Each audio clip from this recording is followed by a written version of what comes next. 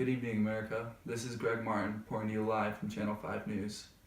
Today, we honor a man that changed the automobile industry and shaped the world we live in today. He is known as the American captain of industry, thanks to the invention of the Model T and the perfection of the assembly line. Now we go back to an exclusive interview with Henry Ford himself, revealing the secrets of his success. Tonight we have an interview with Henry Ford. Mr. Ford, thanks for being with us. No problem. So what first inspired you to be a mechanic? From a young age, I was fascinated with the challenge of figuring out how things worked. My mother always told me I was born to be a mechanic. I would often take apart wind-up toys, and by the time I was 12, I would take apart watches behind my book in math class, and then put the watch back together.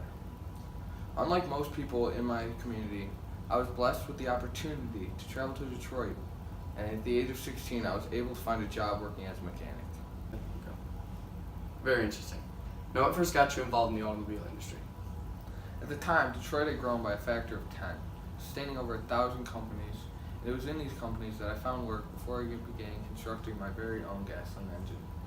I began working for the Edison Illuminating Company, and on Christmas Eve in 1893, I created my first gasoline engine that truly began my involvement in the automobile industry.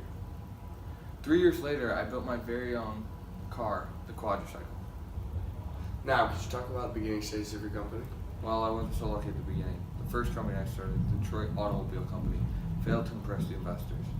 Then, even with new investors, the Henry Ford Company struggled to compete against 60 new automakers. Finally, in 1903, I got the Henry Ford Company off the ground and got our Model A into production within the first few months.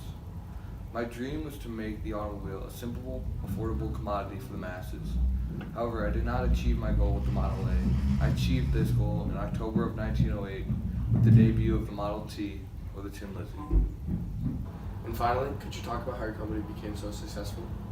So the Tin Lizzie was an immediate success, and I was able to perfect the assembly line, which increased the efficiency of manufacturing, but also decreased cost and time. The production time of the Model T went from about 14 hours to only about an hour and a half. This allowed for the mass production of the Model T, which was in very high demand at the time.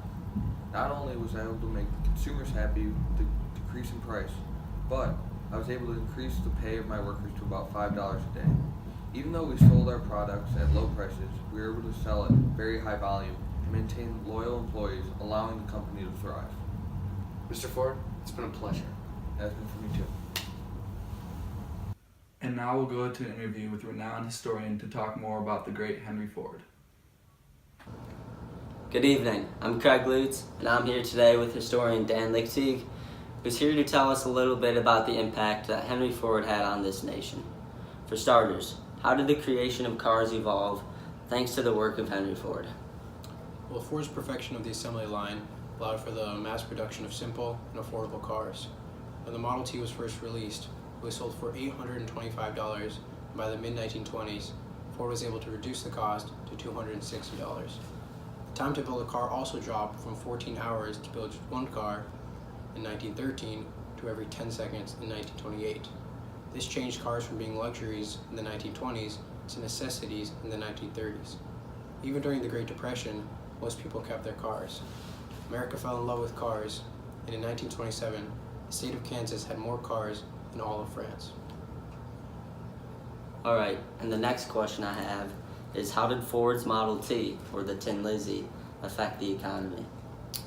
Well, the automobile industry boomed, and the amount of cars registered rose from 1.2 million in 1913 to 26.5 million in 1929, and almost one car was owned per family.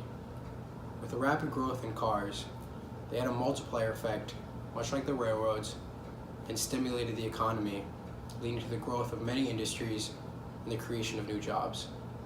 This resulted in larger cities and the rise of real estate values.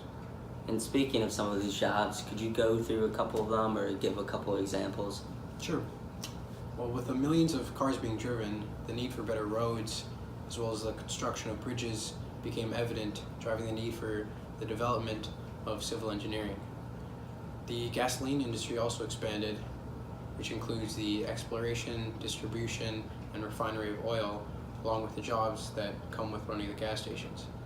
The third industry that was affected was the rubber industry. They were tasked with making the tires that were going on the cars that became so popular at this time.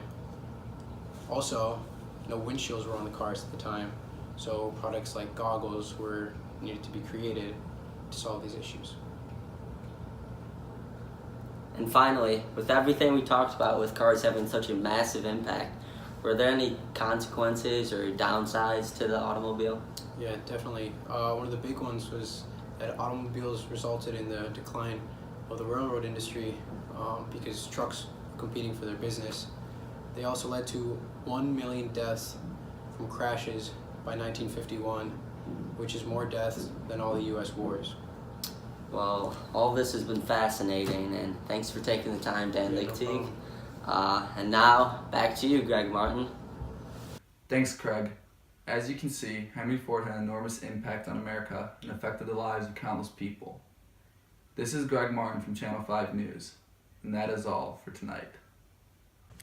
Hey, Dr. Kelleher's A-push class, please give Mac an A.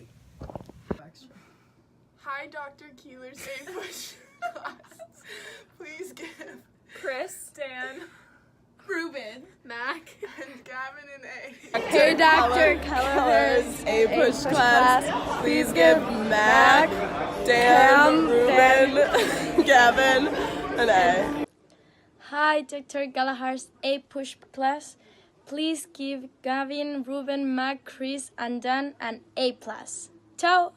Hi, Dr. Kelleher's AP US History class. Please give Mac and Gavin an A. Go. Hey, Dr. Kelleher's A-push class, please give Matt, Gavin, Ruben, Chris, Hey, and Dr. Dan an A.